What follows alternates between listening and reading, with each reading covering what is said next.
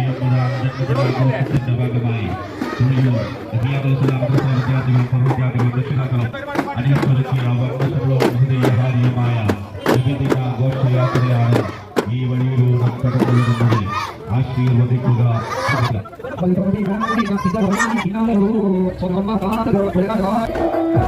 Gracias.